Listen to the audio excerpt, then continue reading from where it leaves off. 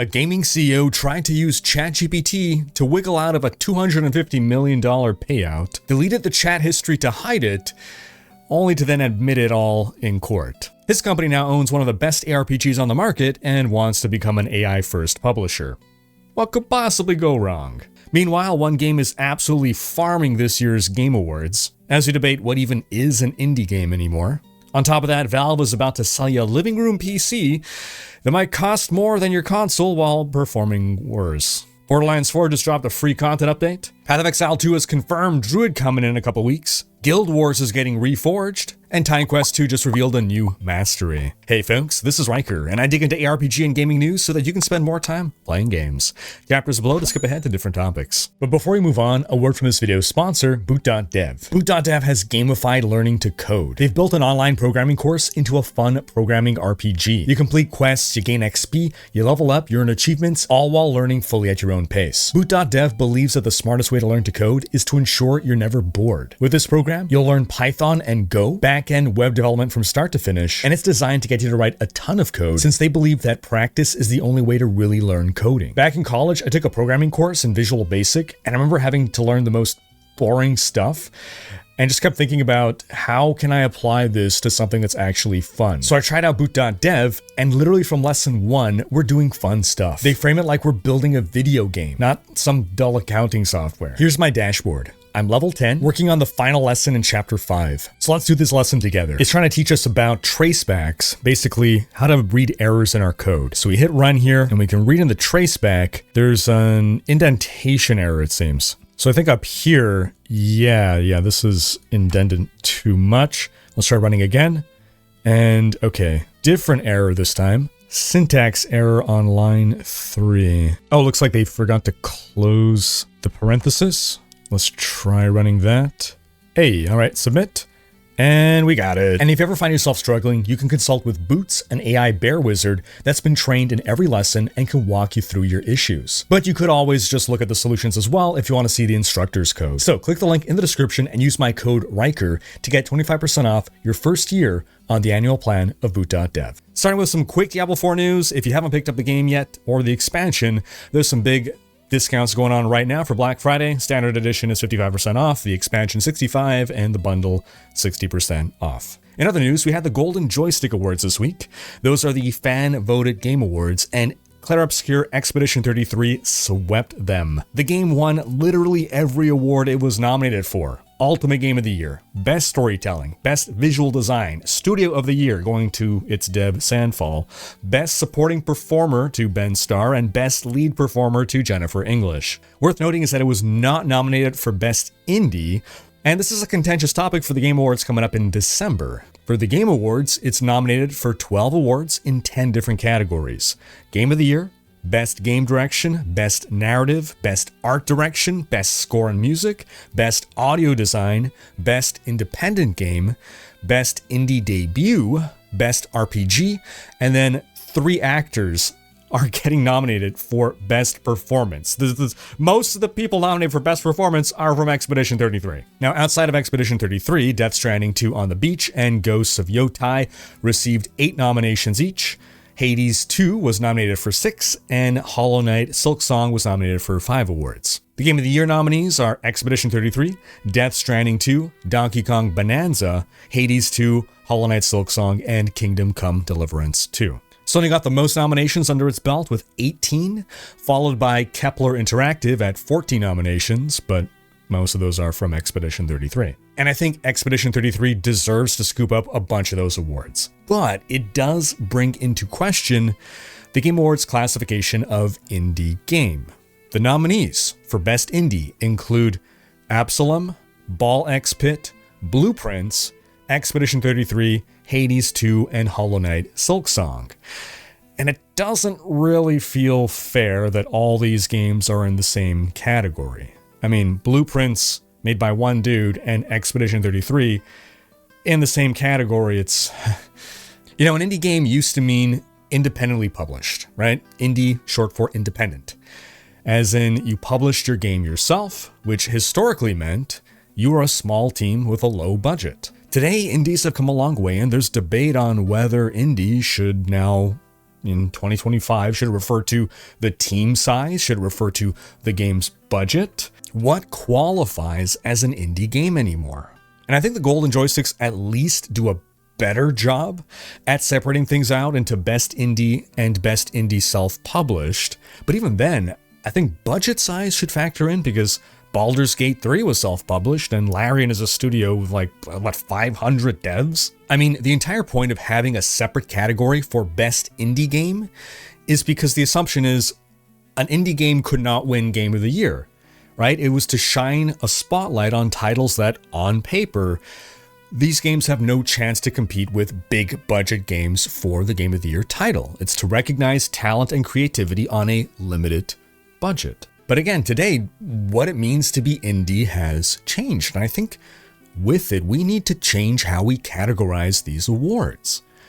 I don't know what the answer is, but it could be things like best self-published, sure, then best game from a studio of 10 and under, best game from a studio of 50 and under, best game from a solo dev, things like that seem to have more meaning nowadays.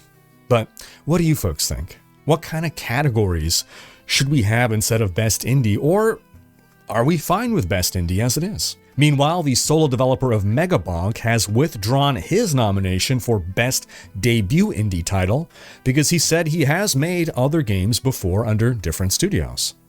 Very classy move from him to do that and give other devs a chance to shine. Now, there's been a rumor for a while that the Megabonk dev, who goes by the screen name Vedinad, is actually Danny Dev, the developer of Crab Game, who kind of just disappeared. And Vedinad is Danny Dev backwards, so, he's kind of hiding in plain sight. But on to our biggest story of the week, an update on the Krafton situation. Krafton, the new publisher and owner of Last Epoch, as well as Subnautica, the company that recently announced it was becoming an AI-first company. As we left off, the three founders of Subnautica's dev studio, who were fired by Krafton, they're suing Krafton, claiming that they were wrongly fired so that Krafton could get out of an extra $250 million payout that they would owe if Subnautica 2 released on time and hit certain sales figures. We had a bunch of he said, she said, with each side slandering the other. It was a real mess, and we figured, okay, once this goes to court, that's when things are going to come out. Well, the trial began this week, and evidence uncovered during the discovery process has been presented. And the big headline going around is Krafton's CEO used ChatGPT to try to figure out how to get out of the $250 million payout. You can't make this up, folks. Allegedly, the Krafton CEO expressed frustration at the deal they signed to acquire Subnautica developer Unknown Worlds, and he felt that if he paid the extra $250, he would feel like a pushover.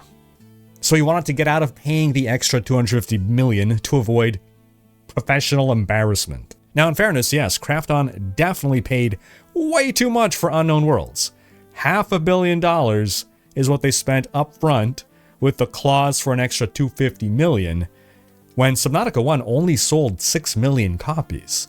I mean, that's great, right? It's a huge accomplishment for them. I'm not saying the company isn't worth a lot of money, but I mean, at $30 a copy, they made like $180 million of revenue.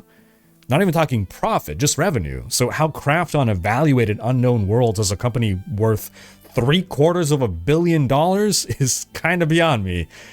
That's already a professional embarrassment. Maybe they asked ChatGPT to evaluate how much the company was worth before buying it. Now, I'm given to understand, anecdotally at least, that in South Korean culture, at least amongst CEOs, appearing weak is so undesirable that a CEO would rather get sued than appear weak. So maybe that's what's going on here. But anyway, allegedly the Krafton CEO wanted to either make a deal with the founders to get out of the $250 million payout, and if that didn't work, then there was a plan to take over Unknown Worlds completely, ejecting the founders.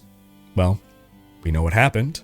No deal, and they executed the takeover. So there is apparent proof of this, alleged exchanges in emails and verbal conversations and messaging apps like Slack. The fired founders also alleged that the Subnautica 2 playtest data supported that the game met player expectations and that the game was ready for a summer 2025 launch, and that Krafton could not name a single employee who thought the game was not ready for release. So all of this is already looking very bad for Krafton, but the icing on the cake, they also allege that the Krafton CEO used ChatGPT to try to find a way out of the $250 million bonus, and that he deliberately deleted that conversation with ChatGPT to hide the evidence thereafter.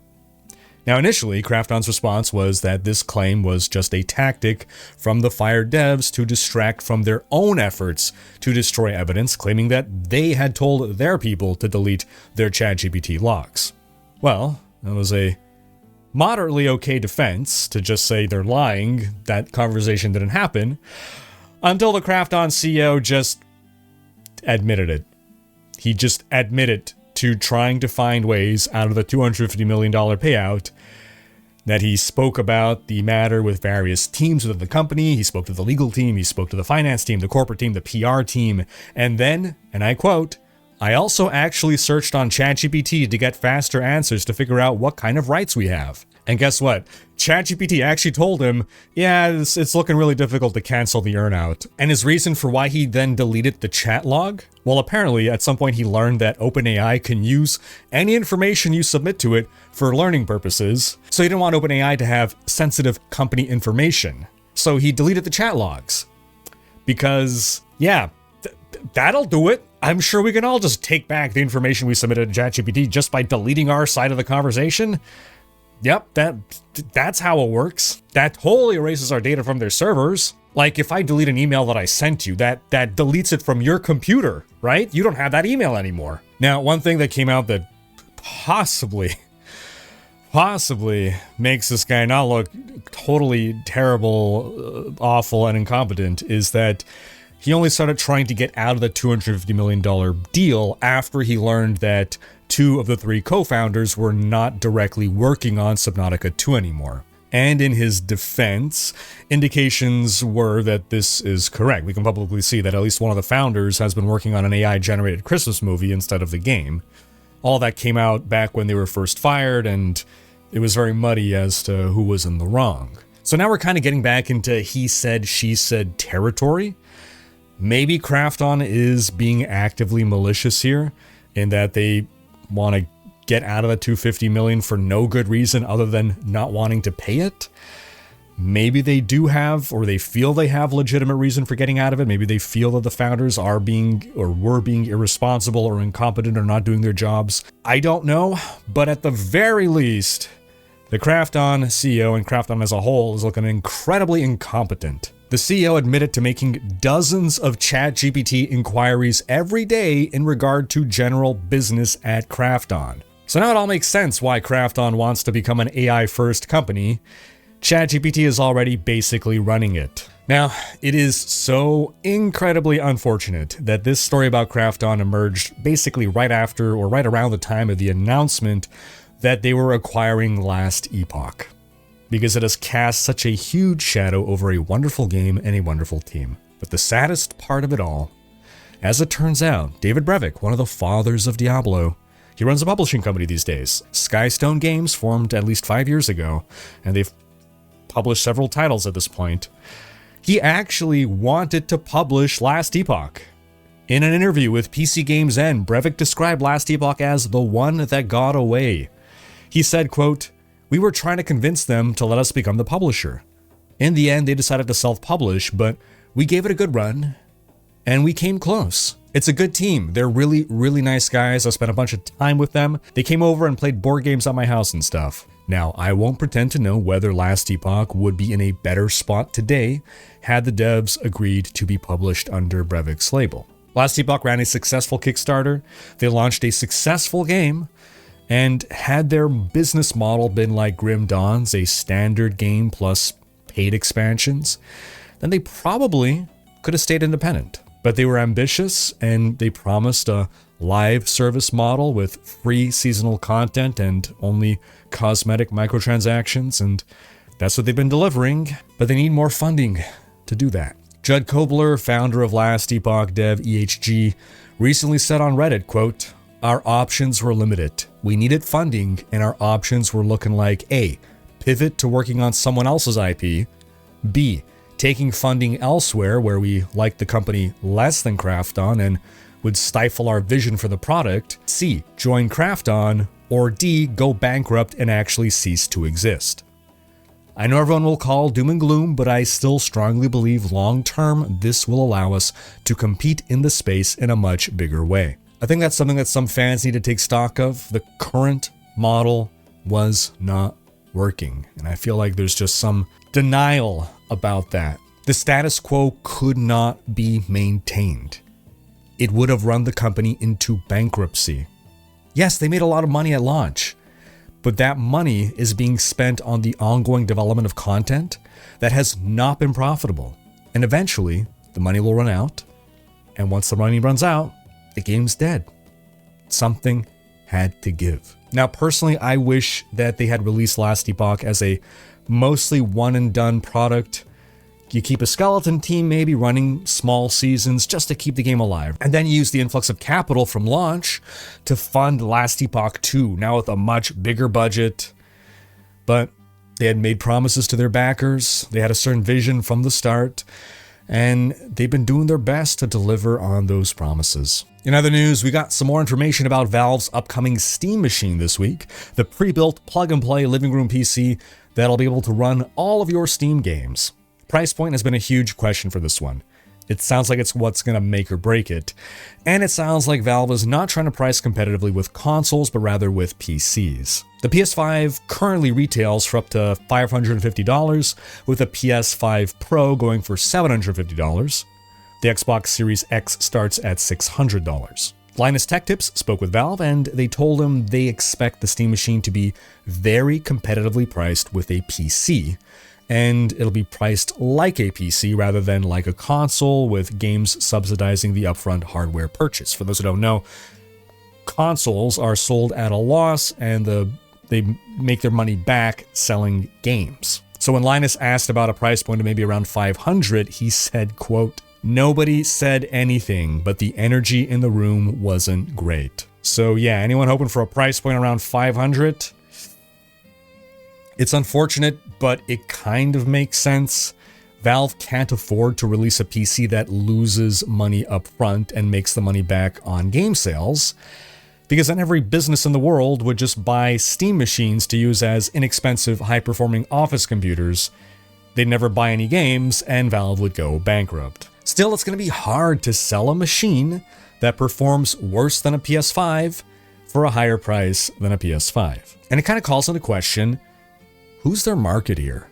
Who's their target demo? Why would a console player who doesn't have a gaming PC spend more money than they spent on their console, which is currently nearing the end of its life with the next generation of consoles on the horizon? Why would he spend more money than he spent on his console to get a PC that is worse, that has worse specs than his console? Now, the Steam machine is a great idea for breaking down that barrier to entry into PC gaming by making it a lot easier to just plug and play, not worry about building your own PC. It's got a small footprint, it's easy to set up in your living room, it's not this big box with all these other cables and everything. So you gotta give it to it being a lot easier conceptually, but I just can't buy that console gamers are gonna go for this en masse. As for PC enthusiasts, well, we already have gaming rigs that are far more powerful than this.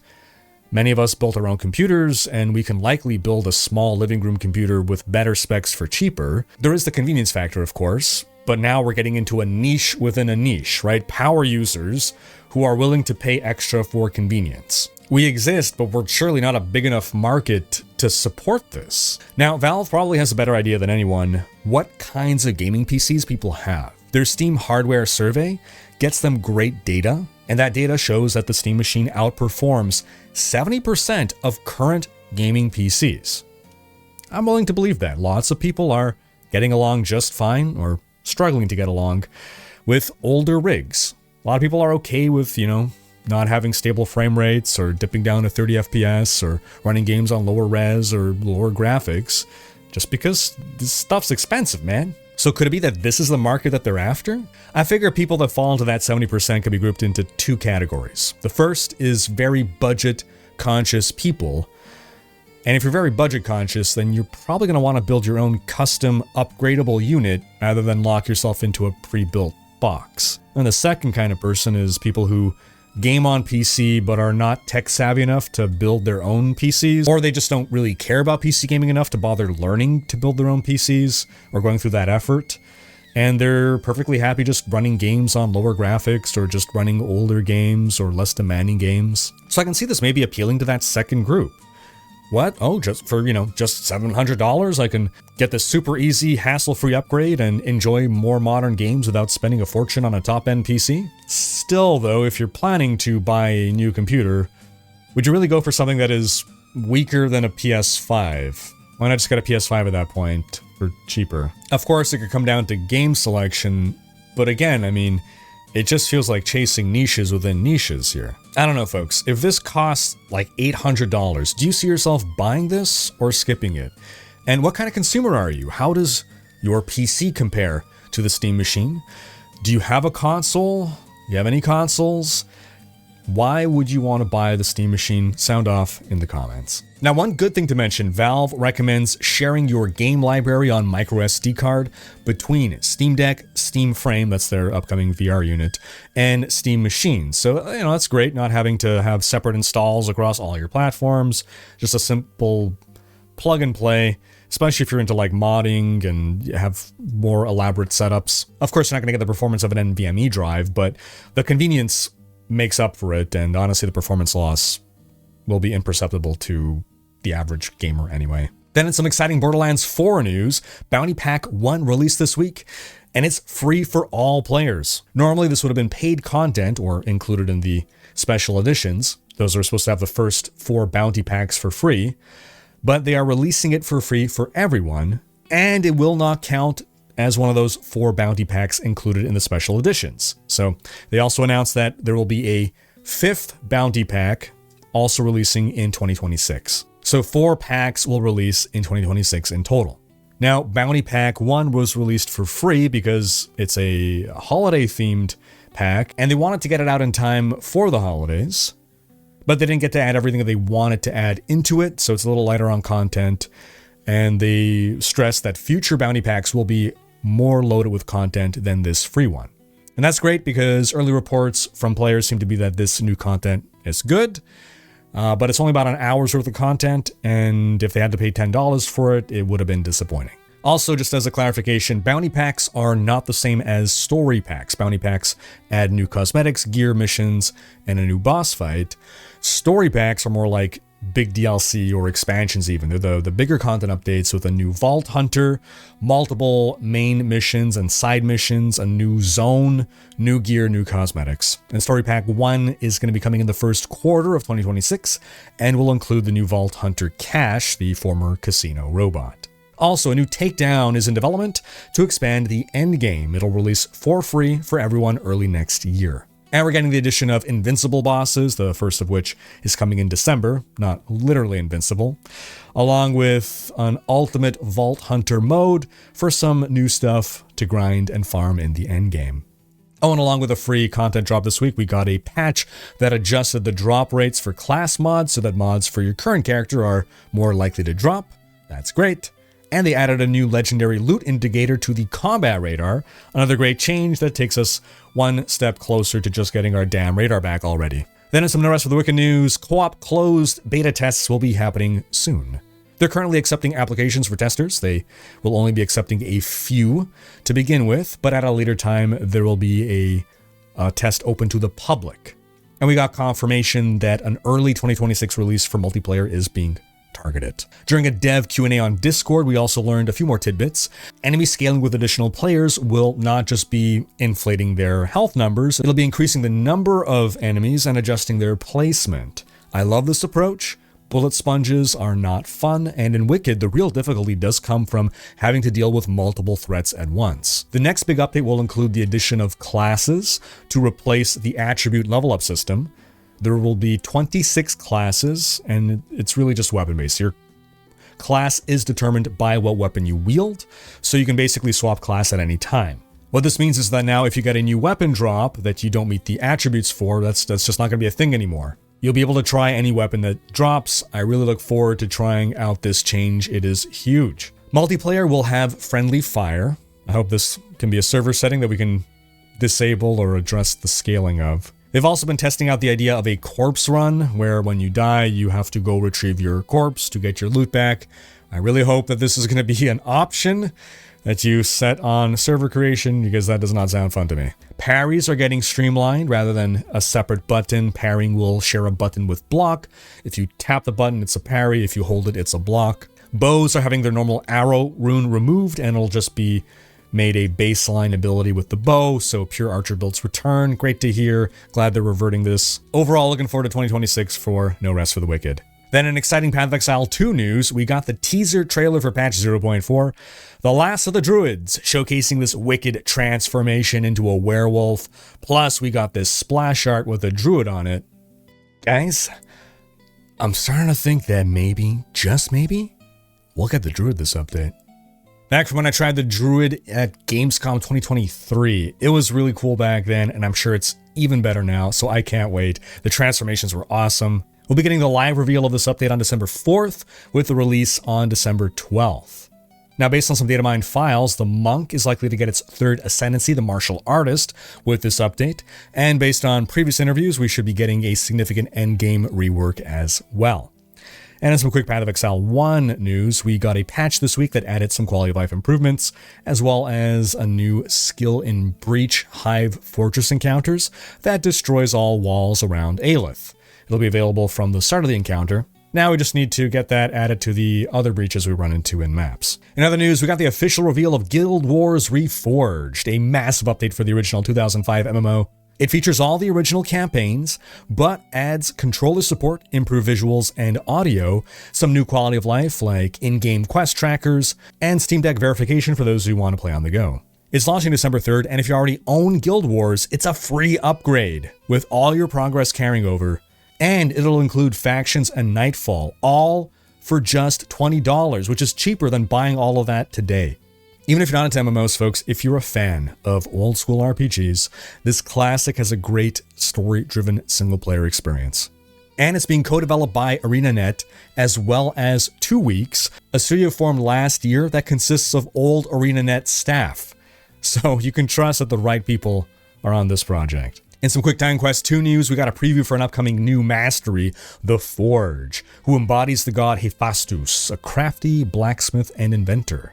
You'll manipulate your weapons and armor mid-battle and deploy armed devices. You can get really tanky by speccing into both passives and active abilities that increase your armor, resistance, and health. And we got some clips of the Forge deploying spinning blade traps. I wonder if we're going to get mobile minions as well, like if we can run pet builds with the Forge. Now folks, do be sure to have seen last week's video in which we discussed the latest Diablo 4 drama, because that's going to wrap up this video. Thanks for watching. Special thanks to my Patreon supporters for making these videos possible. If you enjoyed this video, give it a thumbs up and subscribe to join Rhykkers Raiders for more gaming content.